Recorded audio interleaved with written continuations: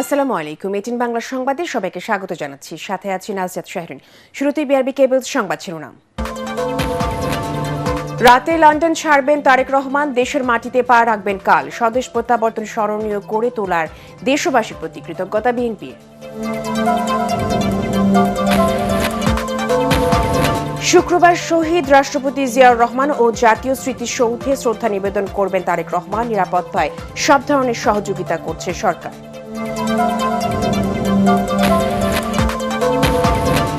আরো 10টি আসনে সমঝোতা করল বিএনপি। ঢাকা 12তে বিপ্লবী ওয়ার্কার্স পার্টির সাইফুল হক এবং 13 আসনে এনডিএম এর ববি হাজ্জাজকে মনোনয়ন। জুলাই গণঅভ্যুত্থানে রামপুরায় 28 জনকে হত্যা মামলায় সেনা কর্মকর্তা সহ 4 আসামির বিরুদ্ধে অভিযোগ গঠন। আনুষ্ঠানিক বিচার শুরু 20 জানুয়ারি সাক্ষ্য গ্রহণ। এবং ভাঙ্গা সড়ক ও যানজট নিরসনের প্রতিশ্রুতি। গাজীপুর 2 আসনের প্রার্থীদের কেরানীগঞ্জকে ডিজিটাল ও মাদক মুক্ত দেখতে চান ভোটাররা।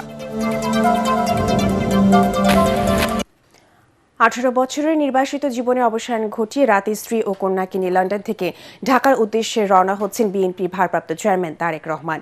স্মরণকালের সবচেয়ে বড় গণজামায়াতে ঘটিয়ে দলের শীর্ষ নেতার স্বদেশ প্রত্যাবর্তনকে ঐতিহাসিক স্মরণীয় করে রাখতে সব প্রস্তুতি শেষ করে এনেছে বিএনপি। বিমানবন্দর থেকে পূর্বাঞ্চলে 300 ফিট এলাকায় সংবর্ধনায় যোগ দিয়ে দেশবাসী আর নেতাকর্মীদের ধন্যবাদ জানাবেন তারেক রহমান। সেখান থেকে এভারকেয়ার হাসপাতালে চিকিৎসাধীন মাকে দেখতে যাবেন তিনি। তারেক রহমানের স্বদেশ প্রত্যাবর্তনের বিস্তারিত জানাচ্ছেন মইনুল হাসান। মাতৃভূমিতে ফিরে আসা, দেশের মাটিকে স্পর্শ করার অপেক্ষায় এখন উৎসব আমেজ জিয়া পরিবারে। গেল কয়েকদিন ধরে সামাজিক যোগাযোগ মাধ্যমে জিয়া পরিবারের তৃতীয় প্রজন্ম তারেক রহমান, ডাক্তার জুবাইদা দম্পতির একমাত্র সন্তান জাইমা রহমানের পোস্টের সেই উচ্ছ্বাস ছুঁয়ে গেছে গোটা দেশবাসীকে।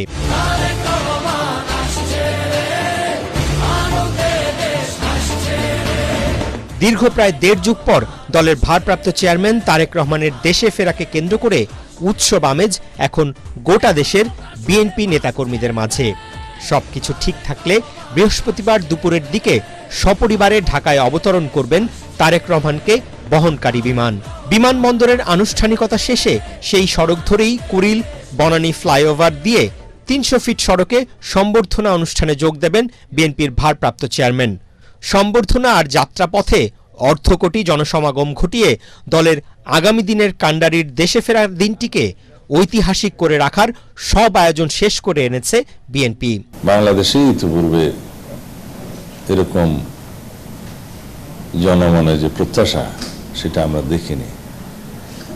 আমরা আশা করছি, অনুমান করতে পারছি, এই ঐতিহাসিক প্রত্যাবর্তন স্মরণীয় হয়ে থাকবে, যা অতীতের সমস্ত রেকর্ডকে ছাড়িয়ে যাবে এবং ভবিষ্যতেও হয়তোবা আগামী 55 বছরও সেই রেকর্ড হবে না, এটা আমাদের ধারণা।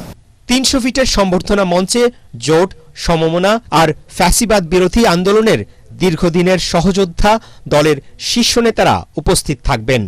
সেখানে উপস্থিত নেতাকর্মী জনতাকে ধন্যবাদ, কৃতজ্ঞতা জানাবেন বিএনপির ভারপ্রাপ্ত চেয়ারম্যান। দেশবাসীর অনেক প্রত্যাশা তার কাছে। আমরা তার এই প্রত্যাবর্তন এবং বাংলাদেশের গণতান্ত্রিক রাষ্ট্র বিনির্মাণের যে প্রচেষ্টা, সেটাকে আমরা কাজে লাগাতে চাই এদেশের শক্তিশালী গণতান্ত্রিক ব্যবস্থা বিনির্মাণে। সেখান থেকে অসুস্থ মা বেগম খালেদা জিয়াকে দেখতে এভারকেয়ার হাসপাতালে যাবেন তারেক রহমান। মায়ের শয্যা পাশে কিছু সময় কাটানোর পর গুলশানের বাসায় ফিরে যাবেন তিনি। 2007 সালে আলোচিত 111-এর সেনা সমর্থিত তত্ত্বাবধায়ক সরকারের সময় প্রায় 1.5 বছর কারাভোগের পর 2008 সালের 11 সেপ্টেম্বর গুরুতর অসুস্থ অবস্থায় হাসপাতালে চিকিৎসাধীন তারেক রহমান জামিনে মুক্তি পেয়ে উন্নত চিকিৎসার জন্য লন্ডন যান। সেখানেই কাটে তার দীর্ঘ 1.5 যুগের নির্বাসিত সংগ্রামী জীবন। মইনুল হাসান, এটিএন বাংলা, ঢাকা। তারেক রহমানের স্বদেশ প্রত্যাবর্তনকে কেন্দ্র করে ইতিহাসের বৃহত্তম গণসমাবেশের সাক্ষী হতে যাচ্ছে দেশ। দুপুরে গুলশানে বিএনপি চেয়ারপারসনের কার্যালয়ে সংবাদ সম্মেলনে তারেক রহমানের স্বদেশ প্রত্যাবর্তন অভ্যর্থনা কমিটির আহ্বায়ক সালাউদ্দিন আহমদ জানান, কাল সকালে সিলেটে যাত্রা বিরতির পর বেলা 11:50 ঢাকায় হজরত শাহজালাল আন্তর্জাতিক বিমানবন্দরে নামবেন তারেক রহমান। সেখান থেকে 300 ফিট এলাকায় গণসংবর্ধনায় অংশ নেবেন তিনি। গণসংবর্ধনা শেষে এভার কেয়ার হাসপাতালে চিকিৎসাধীন বেগম খালেদা জিয়াকে দেখতে যাবেন। এরপর যাবেন গুলশানের বাসভবনে। পরদিন শুক্রবার বা জুমার শহীদ রাষ্ট্রপতি জিয়াউর রহমানের সমাধি ও সাভারে জাতীয় স্মৃতিসৌধে শ্রদ্ধা নিবেদন করবেন তারেক রহমান। শনিবার পঙ্গু হাসপাতালে চিকিৎসাধীন জুলাই আহতদের সাথে সাক্ষাৎ এবং শহীদ ওসমান হাদির কবর জিয়ারত করবেন বিএনপির ভারপ্রাপ্ত চেয়ারম্যান। প্রিয় নেতাকে দেখতে সারা দেশ থেকে আসা নেতাকর্মীদের শৃঙ্খলা বজায় রাখতে কঠোর নির্দেশনা দেওয়া হয়েছে বলে জানিয়েছেন সালাউদ্দিন আহমদ। দেশবাসীর সহযোগিতা চেয়ে জনদুর্ভোগ ও সাময়িক অসুবিধার জন্য আগাম দুঃখ প্রকাশ করেন তিনি। এ সময় তার প্রধান নিরাপত্তা কর্মকর্তা অবসরপ্রাপ্ত ব্রিগেডিয়ার শামসুল ইসলাম জানান, তারেক রহমানের নিরাপত্তায় সব ধরনের সহযোগিতা করছে সরকার। যতটুকু নিরাপত্তার ঝুঁকি আছে এর চেয়ে বেশি প্রস্তুতি আছে। আমি দেশবাসীর প্রতি কৃতজ্ঞতা ও ধন্যবাদ প্রকাশ করতে চাই। তারা আমাদের অভ্যর্থনা আয়োজনের প্রতি যে অকুণ্ঠ সহযোগিতা প্রদর্শন করেছেন সেটা অবিস্মরণীয়। একই সাথে আন্তরিক ক্ষমা প্রার্থনা করতে চাই যে প্রিয় নেতার স্বদেশ প্রত্যাবর্তনের এই ঐতিহাসিক আয়োজনকে বাস্তবায়িত করতে দলের পক্ষ থেকে অনিবার্য, অত্যাবশ্যক এবং ন্যূনতম যে সকল কর্মসূচি গৃহীত হয়েছে সেজন্য সৃষ্ট অসুবিধা ও কষ্টের জন্য জনাব তারেক রহমান এমন কোনো কর্মসূচিকে সমর্থন করেন না যা জনদুর্ভোগের কারণ সৃষ্টি হতে পারে। তিনি ইতিমধ্যে লন্ডন হিথ্রো বিমানবন্দরে প্রবাসী নেতা, কর্মী, সমর্থকদের উপস্থিত হতে নিষেধ করেছেন। বাংলাদেশেও আমাদের কোনো কর্মসূচি যেন জনদুর্ভোগের কারণ না সৃষ্টি করে। আমরা তার নির্দেশনা পালনের আন্তরিক শত চেষ্টা সত্ত্বেও সেটা হয়তো 100% প্রতিপালন করতে পারিনি।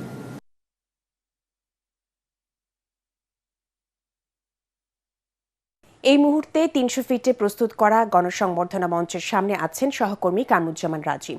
সেখানকার পরিস্থিতি জানতে সরাসরি চলে যাচ্ছি তার কাছে।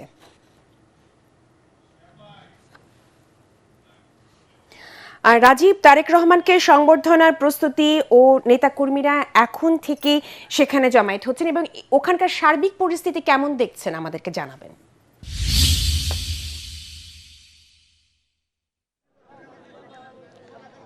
নাজিয়াত, আমরা কিন্তু একদমই যেই স্টেজটি ঐতিহাসিক যে গণসংবর্ধনা তারেক রহমানের স্বদেশ প্রত্যাবর্তনকে কেন্দ্র করে 36 জুলাই অ্যাভিনিউ 300 ফিটে যেই স্টেজটি তৈরি করা হয়েছে তা কিন্তু পুরোপুরি প্রস্তুত, বলা যায় মঞ্চ প্রস্তুত, নেতাকর্মীরা প্রস্তুত।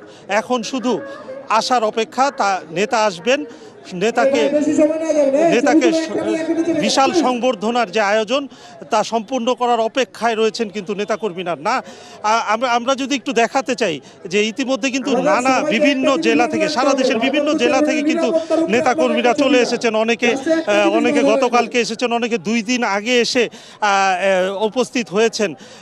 আসলে নেতাকর্মীদের সাথে আমি একটু কথা বলতে চাই। আসলে এই উন্মাদনা, উচ্ছ্বাস, পাশাপাশি অনেকটা আবেগও কাজ করছে তাদের মধ্যে।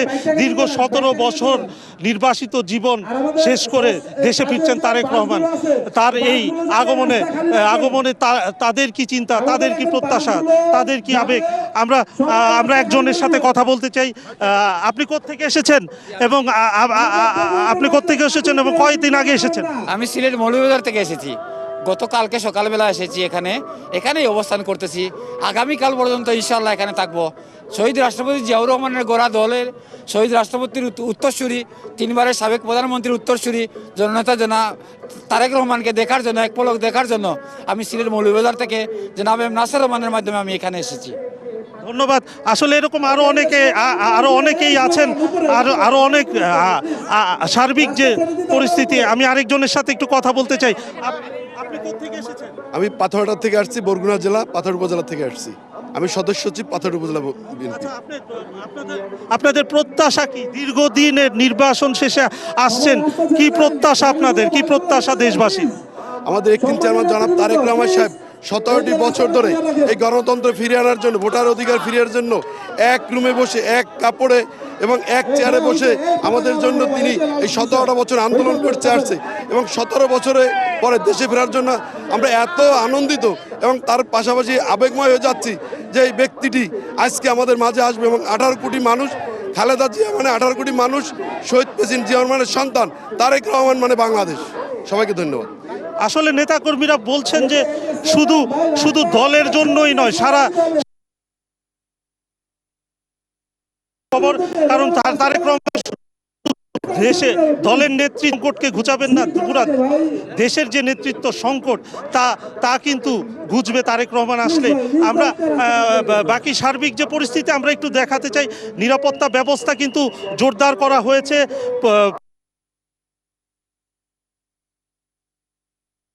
আপনাকে ধন্যবাদ। 300 ফিট থেকে তারেক রহমানের সংবর্ধনার প্রস্তুতির সর্বশেষ তথ্য জানাচ্ছিলেন আমাদের সহকর্মী রাজীব।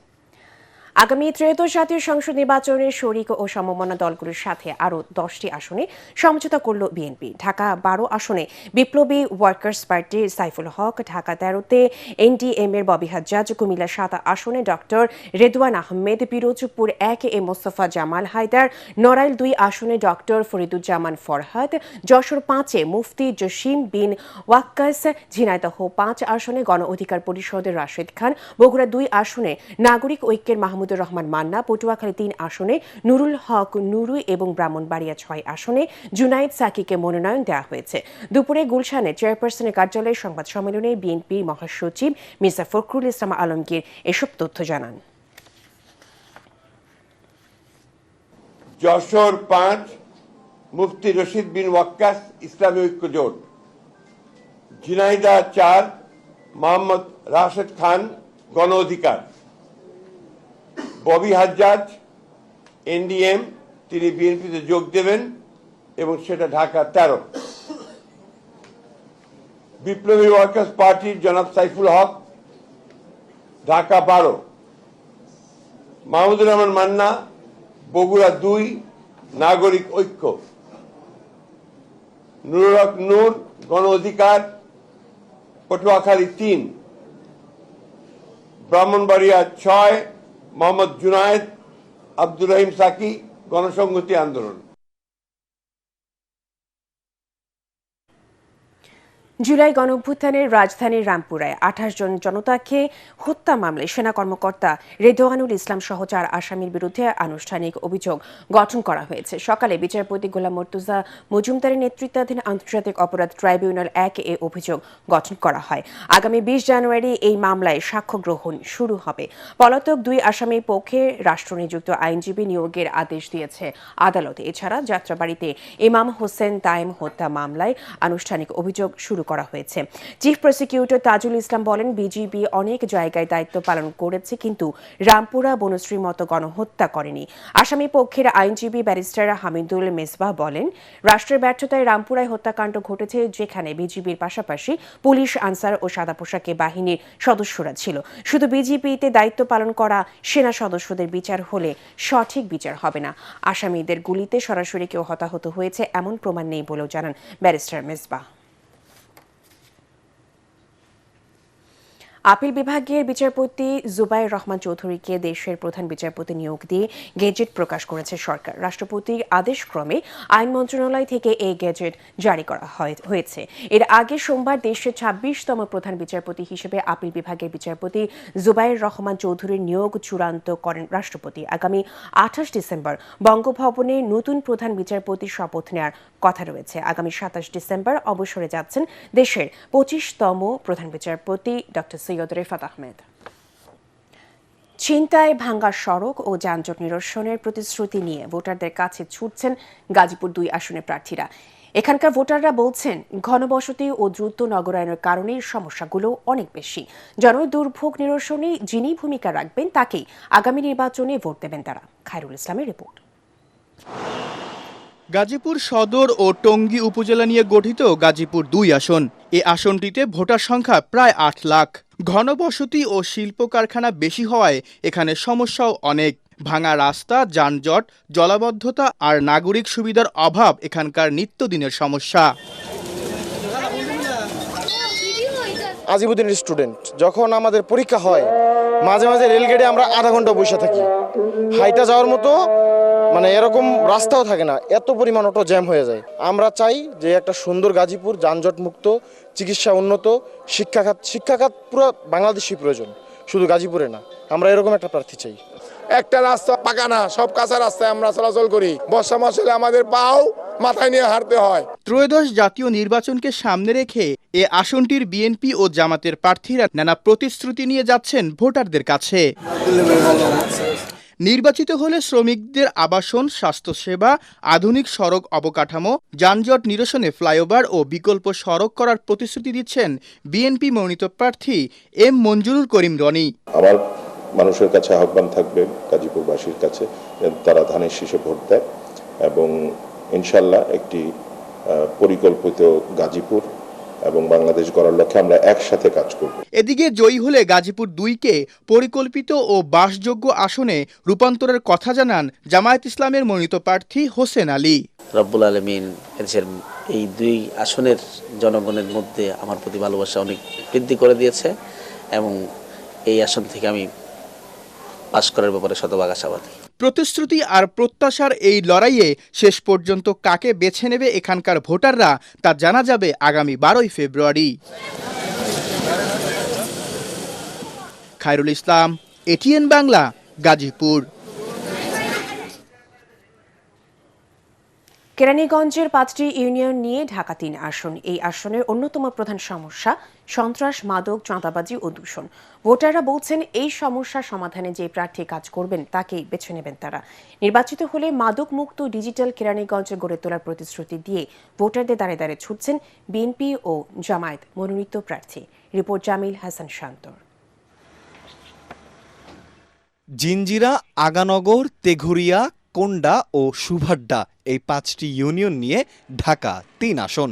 মিশ্র অর্থনীতির এই অঞ্চলে আছে যেমন গ্রামীণ পেশা, আছে আধুনিক ব্যবসা, শিল্প ও সেবা খাতের সম্ভাবনাও। শ্রমনির্ভর এই আসনে আছে নানা সমস্যা। এখানকার বড় সমস্যা মাদক, আর প্রতিনিয়তই ঘটছে চুরি ছিনতাইয়ের মতো অপরাধ। এই যে নদী দূষণ, দেন হচ্ছে আপনার হচ্ছে মাদক। সমাজে মাদকাসক্তি, তাদের বিরুদ্ধে দাঁড়িয়ে আমরা একটা মুক্ত আর কি মাদক শক্তি সমাজ আর কি করতে চাই। কাঁচা রাস্তা এবং বুড়িগঙ্গার দূষিত পানি কেরানীগঞ্জবাসীর দীর্ঘদিনের সমস্যা। কোনো জনপ্রতিনিধি এসব সমস্যা সমাধানে উদ্যোগ নেননি। আমরা চাই সন্ত্রাসমুক্ত সমাজ চাই এবং এই উন্নয়নের যারা ভালো কাজ করবে তাদের কিছু জনগণ সমর্থন করবে। জলাবদ্ধতা আছে, যানজট আছে, বাবুবাজার কদমতলী থেকে বাবুবাজার ব্রিজ পর্যন্ত এখানে অনেক যানজটের সৃষ্টি হয়। উন্নয়নের আশ্বাস নয়, নির্বাচিত হলে এলাকার উন্নয়নে কাজ করার প্রতিশ্রুতি দেন বিএনপি মনোনীত প্রার্থী গয়েশ্বর চন্দ্র রায়। ভোটের পর আমি প্রতি গ্রামে যাব, তাদের সাথে বসবো, দলমত নির্বিশেষে, ধর্ম বর্ণ নির্বিশেষে ওই এলাকার মর্মরূপী নিয়ে তাদের সমস্যার কথা শুনব, সমস্যাটা চিহ্নিত করব, সমস্যাটাকে সমাধান করার জন্য তাদের কাছ থেকে প্রস্তাবনা চাইব। এই আসনে জামায়াতের প্রার্থী অধ্যক্ষ মোহাম্মদ শাহিনুর ইসলাম বলেন, সারা দেশে দাঁড়িপাল্লার জোয়ার বইছে, জয়ের ব্যাপারে শতভাগ আশাবাদী তিনি। যে প্রার্থী নির্বাচিত হোক তার কাছে সন্ত্রাস আর মাদকমুক্ত কেরানীগঞ্জ গড়ার প্রতিশ্রুতি চান ভোটাররা। জামিল হাসান শান্ত, এটিএন বাংলা, ঢাকা। নির্বাচনী প্রক্রিয়ায় সন্তোষজনক সংস্কার হয়নি বলে মন্তব্য করেছেন সুজন সম্পাদক ডক্টর বদিউল আলম মজুমদার। নির্বাচনী ব্যবস্থার সংস্কারে অগ্রগতি পর্যালোচনা বিষয়ে রাজধানী সিরজাপ মিলনায়তনে গোল টেবিল আলোচনায় তিনি একথা বলেন। অনুষ্ঠানে অর্থনীতিবিদ ডক্টর দেবপ্রিয় ভট্টাচার্য বলেন, নির্বাচনে প্রার্থীদের ব্যয় সীমা নিয়ন্ত্রণ করা যাচ্ছে না। নির্বাচনী ব্যয় কমানো না গেলে নির্বাচন পরবর্তী দুর্নীতি বাড়বে বলে মনে করেন তিনি।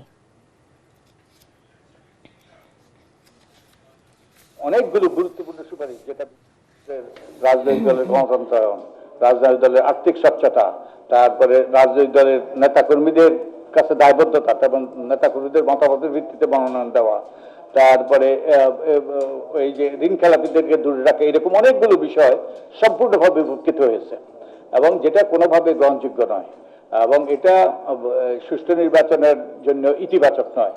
তো আমরা আশা করব যে নির্বাচন কমিশন এবং সরকার, আমরা বারবার চেষ্টা করেছি আমাদের কমিশনের পক্ষ থেকে, ব্যক্তিগতভাবে আমিও চেষ্টা করেছি, কিন্তু আমরা টনটন হতে পারি নাই। তো এখনো সময় আছে কিছু কিছু সংস্কার করার। অন্য যে কোনো সময়ের চেয়ে বাংলাদেশের নাগরিকরা, বাংলাদেশের ভোটাররা অনেক বেশি সচেতন এবং সজাগ। এইটাই হলো সাহসের জায়গা, যে বাংলাদেশের জনগণ এবং সচেতন এবং সজাগ, এদেরকে আপনি আর অবহেলা করতে পারবেন না, আর বেশি ফাঁকি দিতে পারবেন না। নির্বাচন পেছানোর ষড়যন্ত্র চলছে অভিযোগ করে জাতীয় নাগরিক পার্টি এনসিপির মুখ্য সমন্বয়ক নাসিরউদ্দিন পাটোয়ারি আগামী 12 ফেব্রুয়ারিতে ভোট আয়োজনে ইসির প্রতি আহ্বান জানিয়েছেন। দুপুরে আগারগাঁওয়ে প্রধান নির্বাচন কমিশনারের সঙ্গে সাক্ষাৎ শেষে সাংবাদিকদের তিনি একথা জানান। গণভোটে হা জয়যুক্ত করতে জনগণের প্রতি আহ্বান জানান নাসিরউদ্দিন পাটোয়ারি। এছাড়া আলোচনায় নির্বাচনী ব্যবস্থা, আইন শৃঙ্খলা পরিস্থিতি নিয়ে আলোচনা হয়েছে বলেও জানান এনসিপির এই মুখ্য সংগঠক। আমরা ইতিমধ্যে দেখতে পেয়েছি একটি দলের পক্ষ থেকে না ক্যাম্পেইনের কর্মসূচি চালু হয়েছে। আমরা তাদেরকে বলেছি যে আপনারা একটু খোঁজ নেবেন, যাতে বাংলাদেশ যাতে কোনোভাবেই পিছিয়ে যাওয়ার চেষ্টা যারা করছে তারা সে সুযোগটা না পায়। কারা করতেছে, আমরা সেই দলটার স্পষ্ট নাম না বললাম, কারণ আমরা বর্তমান যে রাজনৈতিক পরিস্থিতি রয়েছে, সম্প্রীতি এবং সংহতিতে সকল দল মিলে কাজ করতে চাচ্ছি। ঘরের সন্তানকে বরণ করে নিতে প্রস্তুত বগুড়ার গাবতলীবাসী। দীর্ঘ প্রায় 18 বছর পর তারেক রহমানের স্বদেশ প্রত্যাবর্তন ঘিরে পুরো এলাকায় বইছে আবেগ আর উচ্ছ্বাসের জোয়ার। গ্রাম, পাড়া, মহল্লা, হাটবাজার সবখানে একটাই আলোচনা আর অপেক্ষা। বগুড়া থেকে আজিজুল হাকিম রুমনের পাঠানো তথ্য ও ছবিতে আরও জানাচ্ছেন ফারহিন ইসলাম টুম্পা। গাবতলী উপজেলার বাগবাড়ি গ্রামে জন্ম শহীদ রাষ্ট্রপতি জিয়াউর রহমানের। এই বাড়িটিকে ঘিরে পারিবারিক ও রাজনৈতিক জীবনের বহু স্মৃতি। স্বাধীনতা উত্তর সময় থেকে শুরু করে পরবর্তী রাজনৈতিক অধ্যায়ে বগুড়ার মানুষের সঙ্গে জিয়া পরিবারের গভীর সম্পর্কের প্রতীক হয়ে উঠেছিল বাগবাড়ির এই বাড়িটি। পরবর্তীতে এখানে এসেছেন তারেক রহমানও। এই গ্রামের সন্তান বিএনপির ভারপ্রাপ্ত চেয়ারম্যান তারেক রহমানের দেশে ফেরার খবরে গাবতলীর মানুষের মনে নতুন করে জেগে উঠেছে আশার আলো। আশা করি এবার দেশে ফিরে এসে আমাদের এলাকার অনেক উন্নয়ন করবে। দেশের জন্য অনেক কিছু করছে তারেক জিয়া কি করেনি, অনেক কিছু করছে বগুড়াতে, আরো করবি আসু।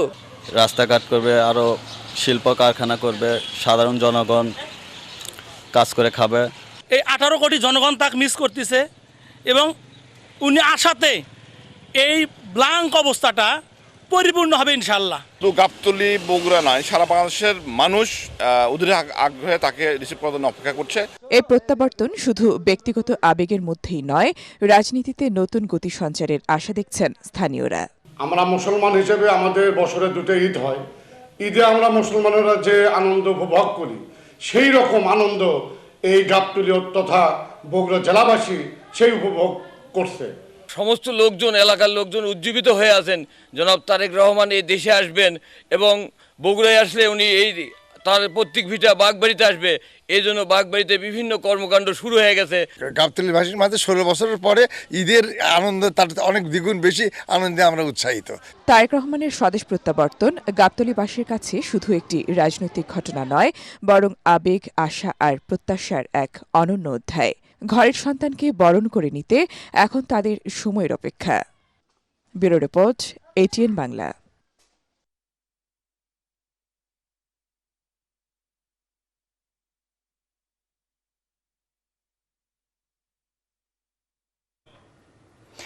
আবারও সালামি স্টিল ভোটের গাড়ি খবর। ব্রাহ্মণবাড়িয়ার সরাইল উপজেলা নির্বাচন কার্যালয়ে আছেন সহকর্মী মিজান শাহজাহান। সেখান থেকে ব্রাহ্মণবাড়িয়া 2 আসনে স্বতন্ত্র প্রার্থী হিসেবে বিএনপির সহ আন্তর্জাতিক বিষয়ক সম্পাদক ব্যারিস্টার রুমিন ফারহানার পক্ষে মনোনয়নপত্র নিয়েছেন তার কর্মীরা। সালামি স্টিল ভোটের গাড়ি নিয়ে সেখানকার সর্বশেষ খবর জানাচ্ছেন মিজান শাহজাহান। সালামি স্টিল ভোটের গাড়ি নিয়ে আমরা এখন আছি ব্রাহ্মণবাড়িয়ার সরাইলে। সরাইল, আশুগঞ্জ ও বিজয়নগরের একাংশ নিয়ে সংসদীয় আসন ব্রাহ্মণবাড়িয়া 2 গঠিত। এই আসনে কিছুক্ষণ আগে মনোনয়নপত্র সংগ্রহ করেছেন বিএনপির সহ আন্তর্জাতিক বিষয়ক সম্পাদক ব্যারিস্টার রুমিন ফারহানা। তিনি স্বতন্ত্র প্রার্থী হিসাবে মনোনয়নপত্র সংগ্রহ করেছেন। এই আসনে বিএনপি কোনো প্রার্থীকে মনোনয়ন দেননি। তারা এই আসনটি তাদের অন্যতম শরিক জমিয়াতে উলামা ইসলামের প্রার্থী খেজুরগাছ মার্কার প্রার্থী জোনায়েদ আল হাবিবকে ছেড়ে দিয়েছে। এই কারণে এই আসনে ধানের শীষের প্রতীকটি ব্যালট পেপারে থাকবে না। এই আসনে জামাতের প্রার্থী হিসাবে নির্বাচন করবেন জেলা জামাতের আমির মোবারক হোসেন। আজকে উনি মাঠে ঘাটে প্রত্যেক জায়গায় উনি এই মানুষের প্রচারে ভোট চাওয়ার জন্য অতি আগ্রহ পাবে সব এলাকায় ভোট চাচ্ছে। ওনার বিপুল সংখ্যক জনসমর্থক আছে। এই জনসমর্থক নিয়ে আমরা ইনশাল্লাহ আজকে মনোনয়নপত্র কিনেছি। আমরা সবাই নবীন পান্ডার আপার পক্ষে আমরা ভোট দিব। উনি যে মার্কায় পাই সে মার্কায় আমরা ইনশাল্লাহ নির্বাচন করবো। ধন্যবাদ আপনাকে। আপনি শুনলেন যে একজন রুমিন ফারহানার কর্মী, নিবেদিত প্রাণ কর্মী, তিনি বললেন তিনি কোন প্রেক্ষাপটে তিনি মনোনয়ন কিনেছেন। আমি আপনাকে জানিয়ে রাখি, ব্যারিস্টার রুমিন ফারহানা বিএনপির কেন্দ্রীয় সহ আন্তর্জাতিক বিষয়ক সম্পাদক। তার কাছে সাংবাদিকরা জানতে চেয়েছিলেন যে দল যদি তার বিরুদ্ধে ব্যবস্থা নেয় শৃঙ্খলা ভঙ্গের অভিযোগে তিনি কি করবেন। তিনি বলছেন বিএনপি একটি বৃহৎ রাজনৈতিক দল চাইলে যে কোনো ব্যবস্থা নিতে পারে, কিন্তু তিনি তার নির্বাচনের ব্যাপারে অনড় থাকবেন। সালাম স্টিল ভোটের গাড়ি নিয়ে এই মুহূর্তে সরাইল থেকেই ছিল আমার কাছে সবশেষ খবর। সালাম স্টিল ভোটের গাড়ি নিয়ে রাজশাহীর বোয়ালিয়া বাটারমোড় এলাকায় আছেন সহকর্মী আলী আসগর ইমন। সেখানকার ভোটের হালচাল জানাচ্ছেন তিনি। সালাম স্টিল ভোটের গাড়ি নিয়ে আমি চলে এসেছি রাজশাহী, আর আমি এখন দাঁড়িয়ে আছি বোয়ালিয়া বাটারমোড়। এটি রাজশাহী 2 সংসদীয় আসনের অন্তর্ভুক্ত। এখানে মোট ভোটার 5,28,336 জন। আমরা এখন সাধারণ মানুষের সাথে কথা বলে শুনবো এখানকার নির্বাচনের হালচাল। সাধারণ জনগণ হিসেবে এই যে 17টা বছর 3টা ভোট হলো, আমরা ভোটের দুয়ারে যেতে পারিনি। রাজশাহীর মানুষ, সারা বাংলাদেশের মানুষ জানে সুখে শান্তিতে বসবাস করতে পারে, ভালোভাবে ব্যবসা বাণিজ্য করতে পারে, দেশের যেন উন্নয়ন হয়। স্থানীয় মানুষজন বলছিলেন যে ইতিপূর্বে তারা যে নির্বাচন দেখেছেন সেখানে নিজের ভোটটি নিজে দিতে পারেননি এবং ভোট কেন্দ্রে যাওয়ার আগেই শুনতে পেরেছেন যে তার ভোট দেয়া হয়ে গেছে। এবার তারা নির্বিঘ্নে ভোট দিতে চান, এটাই তাদের প্রথম এবং প্রধান প্রত্যাশা। পূবালী ব্যাংক বাণিজ্য সংবাদ।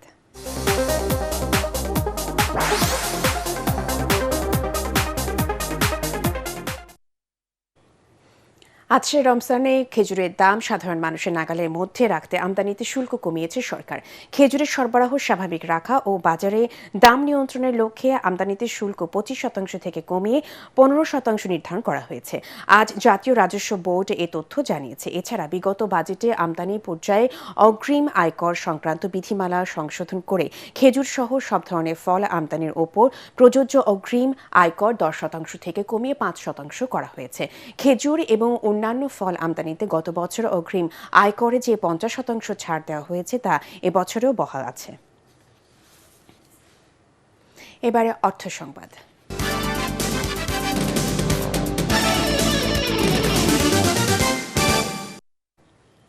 জ্বালানি বিষয়ক নীতি ও পরিকল্পনায় নবায়নযোগ্য জ্বালানিকে পর্যাপ্ত অগ্রাধিকার দেওয়া হচ্ছে না বলে মনে করছে ট্রান্সপারেন্সি ইন্টারন্যাশনাল বাংলাদেশ টিআইবি।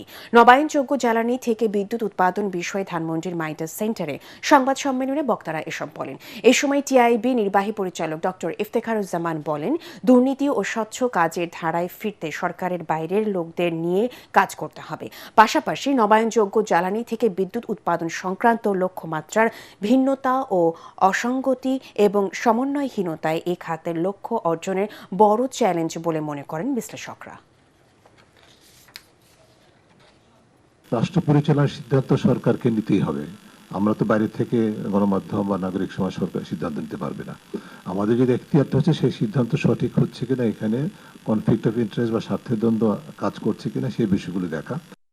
টানা সপ্তমবারের মতো দেশ সেরা সিরামিক্স ব্র্যান্ডের খেতাব অর্জন করল আকিজ সিরামিক্স।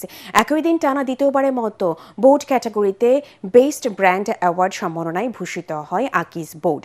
রাজধানীর একটি হোটেলে বাংলাদেশ ব্র্যান্ড ফোরামের আয়োজনে বেস্ট ব্র্যান্ড অ্যাওয়ার্ড 2025 অনুষ্ঠানের আয়োজন করা হয়। এ সময় নির্বাচিত সেরা প্রতিষ্ঠানগুলোর প্রতিনিধিদের হাতে তুলে দেওয়া হয় সম্মাননার স্মারকে। এবছর বিভিন্ন ক্যাটাগরিতে 45টি প্রতিষ্ঠান এবং 15টি ব্র্যান্ডকে সেরা ব্র্যান্ড হিসেবে এই মর্যাদাপূর্ণ সম্মাননা দেওয়া হয়। দেশের শিল্প খাতে অবদান রাখা এবং গ্রাহকদের কাছে গ্রহণযোগ্যতা অর্জন করা প্রতিষ্ঠানগুলোকে প্রতি বছর বেস্ট ব্র্যান্ড অ্যাওয়ার্ড প্রদান করা হয়। এবারে খেলার খবর।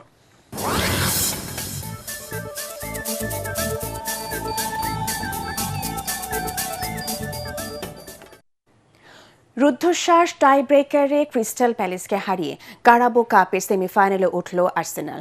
এমিরেটস স্টেডিয়ামে প্রতিযোগিতার কোয়ার্টার ফাইনালে মুখোমুখি হয় আর্সেনাল ও ক্রিস্টাল প্যালেস। ঘরে মাঠে আধিপত্য দেখায় মিকেল আর্তেতার দল আর্সেনাল, তবে গানারদের একের পর এক শট রুখে দিয়ে প্রথমার্ধে ক্রিস্টাল প্যালেসে জাল অক্ষত রাখেন আর্জেন্টাইন গোলকিপার বেনিতেজ। ৮০ মিনিটে মেসেন্সের ক্রাইলোরের আত্মঘাতী গোলে লিড নেয় আর্সেনাল, তবে যোগ করার সময়ে ৫ম মিনিটে ফ্রি কিক থেকে দারুণ এক গোলে ক্রিস্টালের আশা বাঁচিয়ে রাখেন মার্ক গুয়েহি। এরপরই শুরু হয় টাই ব্রেকারের রোমাঞ্চ। একে একে ১৫টি শট রুখতে ব্যর্থ হন দুদলের গোলরক্ষকরা, তবে ক্রিস্টালের হয়ে ৮ম শট নিতে আসা লাইক্রয়ের প্রচেষ্টা ব্যর্থ করে গানারদের জয় উপহার দেন কেপা আজিরাবালাগা। তাতে শেষ চারের টিকিটে পেয়ে যায় গানাররা। ২ লেগের সেমিফাইনালে তাদের প্রতিপক্ষ চেলসি। শেষ করার আগে বিআরবি কেবল সংবাদ শিরোনামগুলো জানিয়ে দেব আরও একবার। রাতে লন্ডন ছাড়বেন তারেক রহমান, দেশের মাটিতে পা রাখবেন কাল। স্বদেশ প্রত্যাবর্তন স্মরণীয় করে তোলায় দেশবাসীর প্রতি কৃতজ্ঞতা বিএনপির। শুক্রবার শহীদ রাষ্ট্রপতি জিয়াউর রহমান ও জাতীয় স্মৃতিসৌধে শ্রদ্ধা নিবেদন করবেন তারেক রহমান। নিরাপত্তায় সব ধরনের সহযোগিতা করছে সরকার।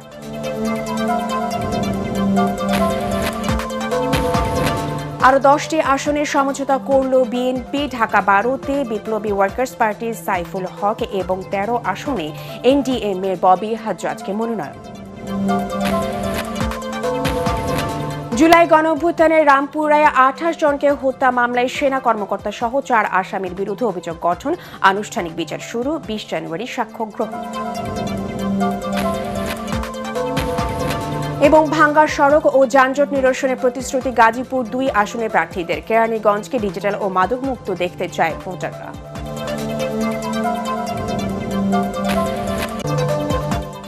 পরবর্তী সংবাদ দেখার আমন্ত্রণ জানিয়ে এখনকার মতো শেষ করছি। 18 বাংলা সংবাদ ইউটিউবে দেখতে ব্রাউজ করুন youtube/18 বাংলা নিউজ। ধন্যবাদ সবাইকে।